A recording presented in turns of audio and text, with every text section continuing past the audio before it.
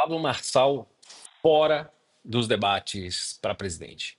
E essa candidatura de Marçal? O que vocês estão achando? Eu já fiz negócios com o Marçal e, sinceramente, eu vejo que o Brasil, o mundo como um todo, a gente precisa repensar essa coisa de capitalismo versus socialismo ou comunismo, o que quer que seja. Por quê?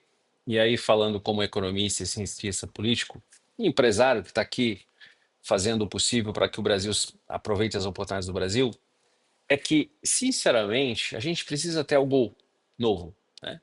E por quê? Porque as pessoas são tão atraídas à esquerda e porque algumas pessoas são tão atraídas à direita. Eu não acredito que o Brasil tenha uma extrema direita, como é dito, e a nossa esquerda é um pouco diferente de outros países, mas eu vejo, sinceramente, que existe uma razão real e talvez é isso que falte, né? É isso que falte a nós, eleitores ou aos políticos, essa conversa. Não é à toa que o PT está no poder há mais de 20 anos, e não é à toa que as pessoas, os jovens, e sim, você tem toda a questão da educação ou doutrinação, o que seja, mas o argumento, ele funciona. E o que eu queria dizer, tirando a questão aí, por exemplo, do Pablo, Lula, Bolsonaro. Nós temos uma política ativa. Nós temos aí, e eu não digo isso de uma forma negativa, mas nós temos a oportunidade de pensar realmente em um país, pensar de uma forma diferente.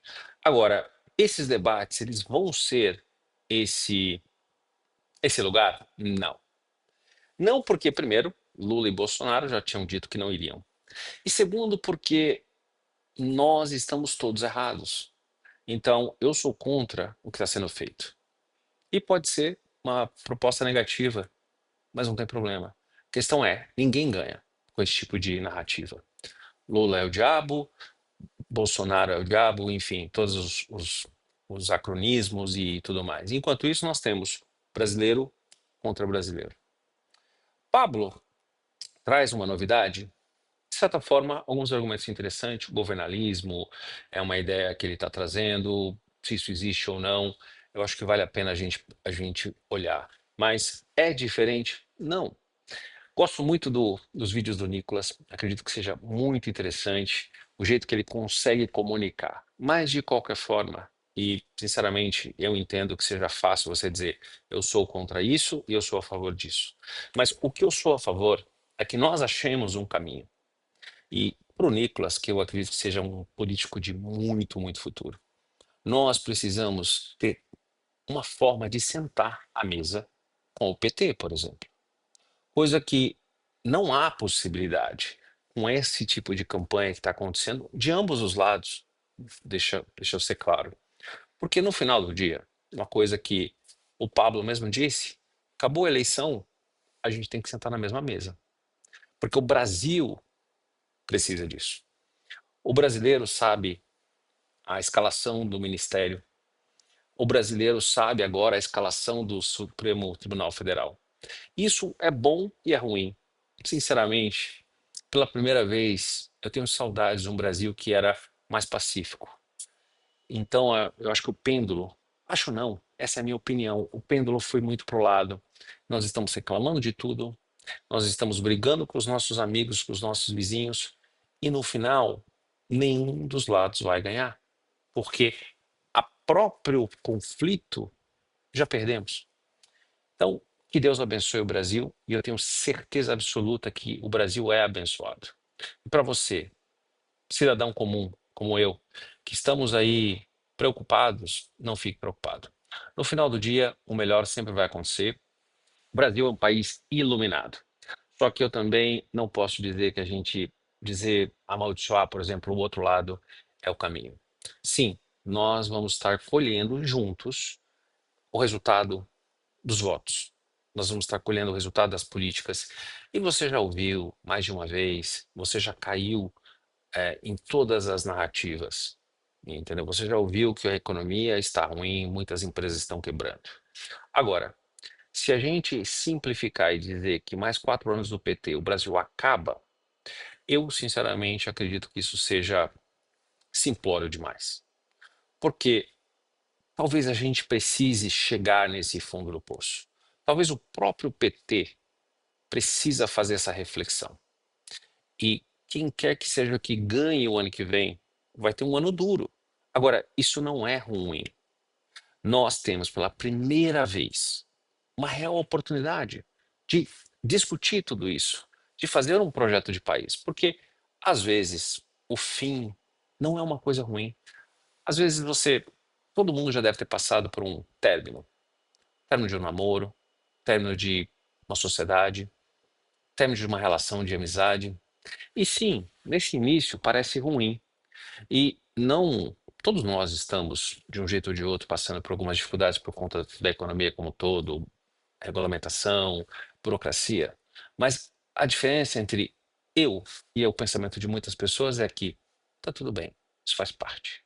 Isso faz parte porque a maioria não vai conseguir realmente ser um bilionário, um trilionário como Elon Musk. E o Brasil precisa exatamente disso, de uma mudança de mentalidade. Nesse ponto, eu concordo 100% com o Pablo. Conheço, já tenho as minhas críticas, mas não é sobre isso. O meu ponto é: todos nós precisamos. E quando o Lula, por exemplo, sugere que nós precisamos de um modelo brasileiro, eu também concordo. E nós temos, com certeza, dois dos maiores políticos vivos hoje aqui no Brasil, Lula e o ex-presidente Bolsonaro, que carregam multidões, ou que carregam, ou que pelo menos têm esse sentimento. E por que que nós não colocamos eles juntos? Esse é meu sonho. Pode ser uma das loucuras maiores, mas sinceramente eu gostaria que o presidente Lula e o presidente Bolsonaro pudessem colaborar por um país, porque vamos refletir, nós temos pelo menos um terço da população que é contra ambos, e nós temos um terço da população que é a favor do Lula e um terço que é a favor de Bolsonaro. Quando eu digo Bolsonaro, do ex-presidente, e que provavelmente vai votar no filho, Flávio Bolsonaro. Agora, isso não é um país, isso é um país dividido. E um país dividido, ninguém ganha. E aí eu vou além, nem a gente ganha e nem o resto do mundo ganha. Porque um Brasil em crise, sinceramente, pode aparentemente parecer uma oportunidade para alguns conglomerados, alguns países, para empresas que podem comprar coisas baratas ou deixar a gente debaixo de um jugo de escravidão. Só que no futuro isso pode custar muito. O Brasil tem muita terra, pode produzir comida e uma sociedade brasileira forte, ela significa literalmente força para o resto do mundo.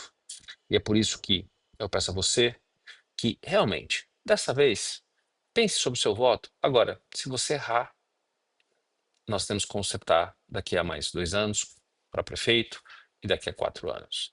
E não aceite a versão que tudo vai acabar, porque se isso fosse verdade e toda eleição é a mesma conversa, o que acontece é que a gente fica nesse ciclo e as pessoas não acreditam na urgência. Sim, governos e diferentes perspectivas têm consequências, mas acabar é uma coisa muito mais problemática. Podemos virar uma Venezuela? Sim, podemos. E eu falo isso com conhecimento de causa. Eu tive essa mesma conversa com uma amiga, que em 2000 estava dizendo exatamente isso sobre a Venezuela. O que acontece? Eu disse, não, imagina, na época o Chaves não vai fazer tal coisa. E o que aconteceu?